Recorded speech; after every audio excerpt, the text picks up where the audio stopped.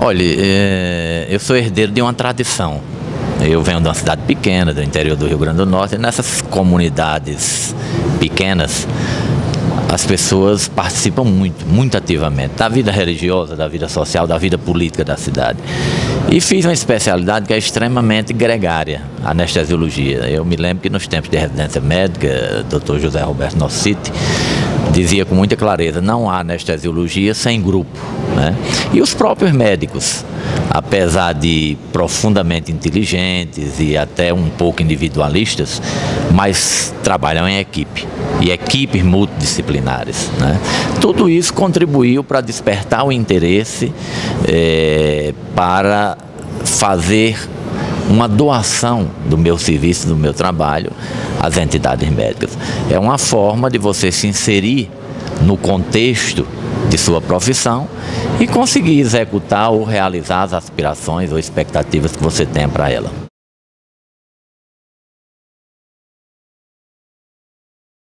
Na associação médica, ela, além de ter liderado as suas lutas específicas, né, junto aos planos de saúde, nós tivemos uma participação muito ativa na questão do plano de cargos e carreira. Houve, na época, um equívoco do sindicato médico, que tomou uma posição achando que o plano que era apresentado pelo governo, ele era interessante para a categoria, o que não foi o entendimento dos médicos.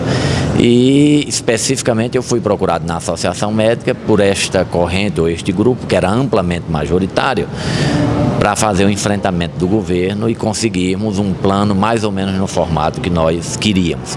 Foi uma luta de quase um ano.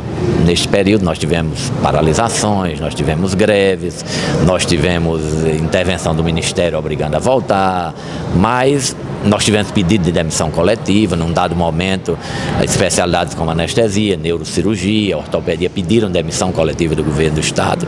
Depois recuamos, porque o secretário aceitou negociar. Então a associação, neste período, adquiriu um perfil muito sindical.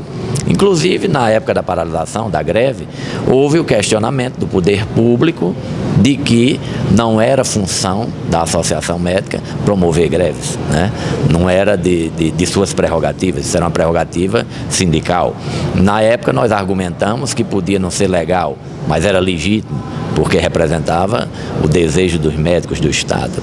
Então, com este perfil, e juntou mais ou menos a época em que nós finalizamos esta luta com o período eleitoral do sindicato, foi uma coisa também praticamente natural.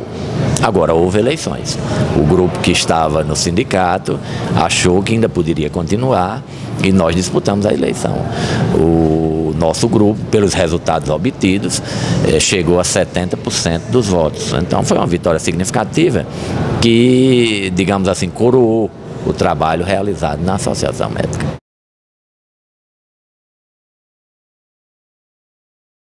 Bom, no sindicato médico, num primeiro momento, nossa preocupação foi consolidar esse plano de cargos e carreira. E como nós tínhamos construído essa consciência de categoria, a partir daí lutas anuais. Então, desde aquela data, que é 2006, 2007, nós temos desenvolvido anualmente campanhas salariais. E temos desenvolvido uma luta permanente por condições de trabalho. No Brasil, como um todo, as condições de trabalho são muito difíceis, extremamente precárias. Nós tivemos também no sindicato o desenvolvimento de planos nos municípios. Então nós tivemos lutas importantes em Parnamirim, nós tivemos lutas importantes em Mossoró e em Natal, na capital do estado, onde houve também, em todas essas cidades, nada caiu do céu. Sempre foram necessárias mobilizações da categoria, passeatas, manifestações públicas, paralisações, greves, até que nós conseguíssemos atingir esses objetivos, né? Agora, o que consolidou efetivamente o Sindicato Médico do Rio Grande do Norte foi um programa desenvolvido chamado Programa de Benefícios para os Médicos, o PROBEM. Nós tínhamos um sindicato que, nós diríamos o seguinte, ele tinha a vertente voltada para as questões trabalhistas. E por prerrogativas de lei, os sindicatos têm uma atividade voltada para as prerrogativas trabalhistas, seja salariais, condições de trabalho, e uma assistencial. Essa parte do programa de benefícios para os médicos, nós ampliamos a assistência jurídica, nós tínhamos um advogado, ampliamos para 4 advogados, criamos assessorias de comunicação, informática, assessoria de assistência social, introduzimos psicólogo no sindicato, criamos um programa de educação continuada, criamos um programa social de promoção de eventos, né? A partir daí tivemos a criação de datas comemorativas, por exemplo, o 1º de maio, transformamos numa data simbólica dos trabalhadores médicos de Natal, sempre com eventos anuais. Então, fizemos cursos de inglês, uma série de atividades que deram ao sindicato uma projeção nessa área de assistência, né? E isso consolidou o papel do sindicato, que ia além das questões trabalhistas, ou seja, era uma casa que o médico poderia procurar, que ele encontraria uma série de serviços colocados à sua disposição. E por último, no sindicato, nós estamos criando uma cooperativa de crédito. É claro que a maioria dos médicos do Brasil sabem que nós temos a Unicred, né, uma cooperativa dos médicos e muitas vezes de nível profissionais da saúde de nível superior, e em alguns cantos ela é totalmente aberta para a população. Mas entre as prerrogativas do sindicato, está muito claramente na CLT a questão de criação, dever dos sindicatos, criação de cooperativas de crédito e de consumo. Nós fizemos uma pesquisa nos médicos, quase 70% dos médicos do sindicato não eram filiados à cooperativa de crédito. E ela é um instrumento importante de apoio econômico à categoria. Então nós começamos a desenvolver um projeto, entendemos que era importante juntar outros sindicatos, juntamos o Sindicato dos Trabalhadores da Saúde, dos odontólogos, os dos técnicos de enfermagem, de trabalhadores de nível médio, os de técnicos de radiologia. Então, um grupamento de 5 sindicatos, e decidimos solicitar ao Banco Central a abertura da nossa cooperativa. Então, liderados pelo Sindicato Médico, nós criamos a Sindicred, que está para abrir as portas agora no começo do ano, de janeiro, provavelmente a gente já deve começar a funcionar. O Banco Central já autorizou. A cooperativa é muito importante, porque além de ser um centro de vida financeira para a categoria, ela serve para organizar a vida financeira dos cooperados, dos associados, né? Através de palestras, através de orientações de caráter educativo, né? E além de tudo, por ser um instrumento bancário, a um custo extremamente inferior aos dos bancos comerciais ou dos bancos públicos, e também de dividir qualquer sobra que ela tenha, que no sistema cooperativista é chamado de sobra e não lucros. Imaginamos que nós tenhamos a ter o mesmo sucesso que a rede de Unicred tem tido, com distribuição de sobras sempre significativas para os seus cooperados.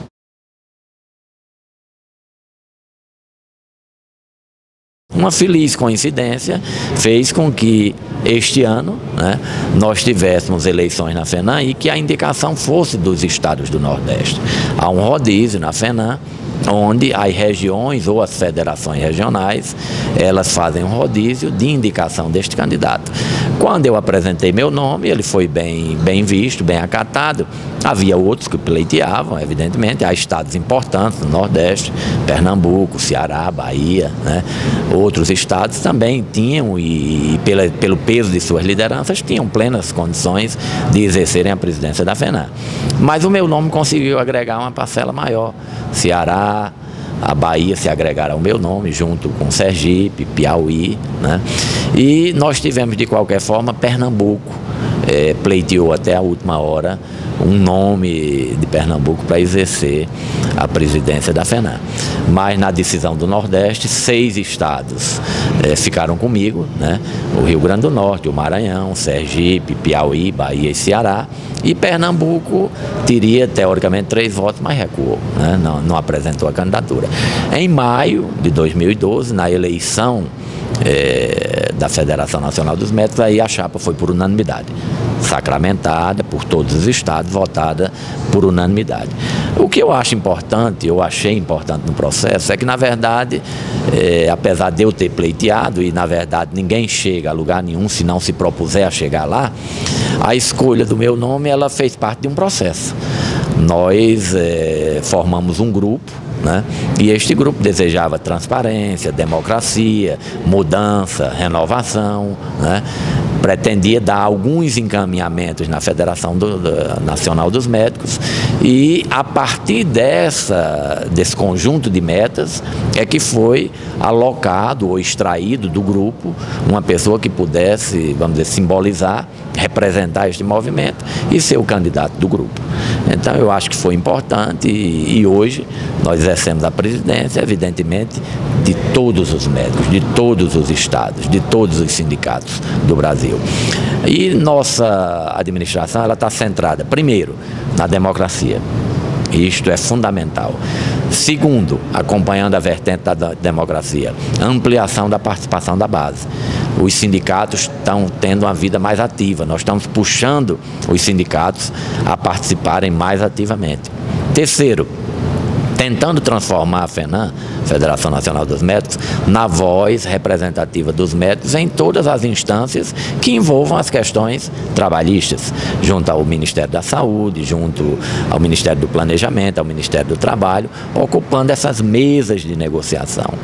Então, nós estamos envolvidos em todas as frentes de luta, junto com as entidades co-irmãs, o Conselho Federal de Medicina e a Associação Médica Brasileira, desde a questão da formação dos médicos, lutando por um ensino médico de qualidade, vagas de residência médica, mercado de trabalho que permita ao profissional sua realização, tanto do ponto de vista salarial, de carreira e também do ponto de vista de condições de trabalho, do exercício pleno de sua profissão, né? Até a preocupação final de qualidade de vida para os médicos e uma carreira que lhe dê a possibilidade de uma aposentadoria tranquila, coroando tudo que ele fez ao longo de sua vida.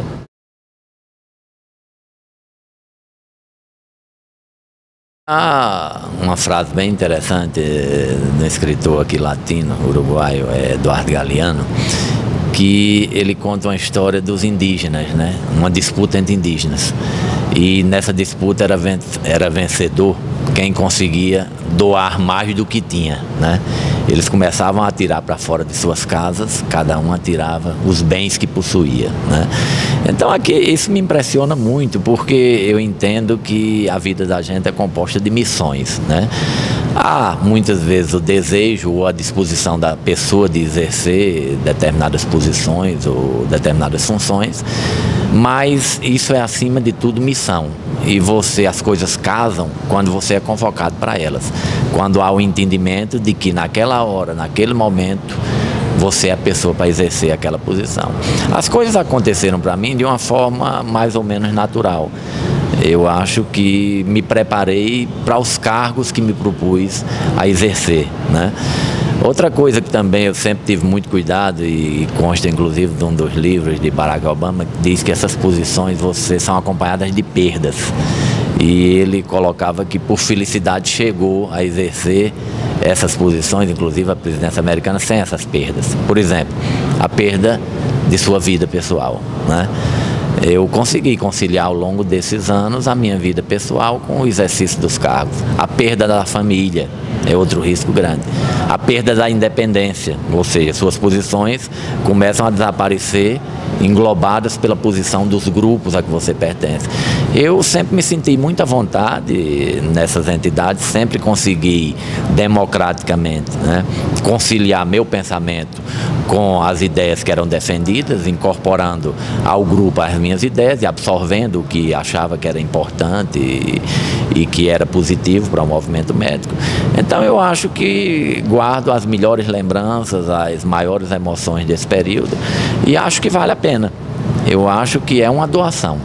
Eu acho que se propor a administrar a entidade médica é uma exigência de tempo, é uma exigência de sua capacidade, é uma exigência de sua inteligência, de suas habilidades, né?